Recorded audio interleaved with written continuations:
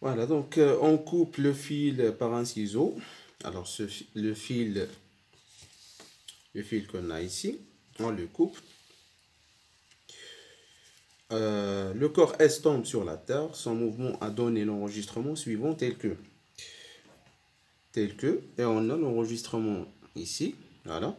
Alors ça c'est le sens du mouvement.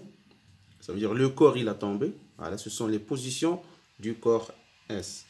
Alors l'intervalle du temps séparant deux enregistrements successifs est tau. Ça veut dire entre deux positions, on a tau. Tau égale à 6 secondes. Et chaque division, ça vaut 1 cm. Donc chaque division on a ici, ça vaut 1 cm. Alors G0, G1, G2, G3 jusqu'à G4 représentent les positions du centre de gravité du corps S durant son mouvement.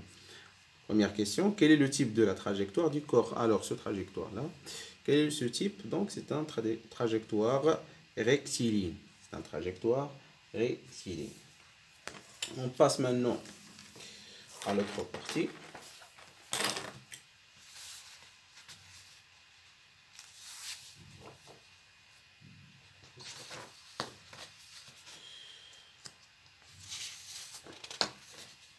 Partie 2.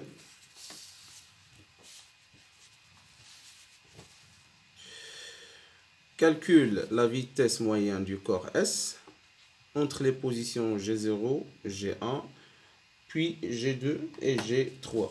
Alors, on va travailler par le schéma qu'on a ici. Donc, entre G0 et G1, on a combien de divisions? On a une division. Et combien de temps on a? On a un seul temps. Donc, on va prendre l'écriture, ça doit être, on a V égale à D sur delta T, c'est-à-dire G0, G1, on va calculer la vitesse entre les deux positions G0, G1. V1 égale à G0, G1 divisé par tau. Alors, c'est 1 cm, puisqu'on a une seule division, divisé par 6 secondes. Donc, ça nous donne 1,6 10 à la puissance moins 3 mètres par seconde. Voilà. Alors, entre G2 et G3, V2, donc on a G2, G3 divisé par tau.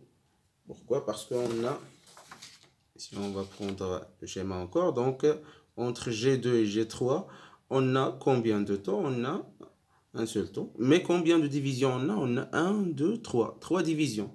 Donc ça sera 3 cm. Donc c'est 3 cm. On convertit le centimètre en mètre. C'est fois 10 à la puissance moins 2. Divisé par 6 secondes. Donc c'est 0,5 10 à la puissance moins 2 mètres par seconde. En justifiant votre réponse, déduit la nature du mouvement du corps S. Alors, on a trouvé V1 égale à 1,6. V1, c'est 1,6 10 à la puissance moins 3 mètres par seconde. Et V2, c'est 0,5 10 à la puissance moins 2 mètres par seconde. On constate que la vitesse augmente au cours du temps. Donc, on dit, puisque V2 est supérieur à V1, donc le mouvement, il est, ou bien la nature, pardon, c'est la nature du mouvement est accélérée.